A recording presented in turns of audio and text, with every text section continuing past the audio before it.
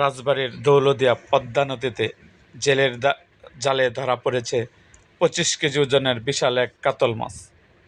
বৃহস্পতিবার 16 এপ্রিল ভোরে দৌলতদিয়া পদ্মা নদীতে বিশাল আকৃতির কাতল মাছটি ধরা পড়ে জাফরগঞ্জের জেলে সুব্রত হাওলাদারের জালে। পরে মাছটি সকালে দৌলতদিয়া 5 নং ফেরিঘাটে নিয়ে এলে স্থানীয় মাছ ব্যবসায়ী চান্দু মোল্লা 1800 টাকা কেজি দরে মোট 45,900 টাকা দিয়ে উন্মুক্ত নিলামে কিনে নেয়। এ সময় কাতল মাছটি এক নজর দেখার জন্য উৎসুক জনতা ভিড় করেন। পরে মাছটি 1900 টাকা কেজি দরে মোট 48,450 টাকায় ঢাকার এক ব্যবসায়ীর কাছে বিক্রি করেন।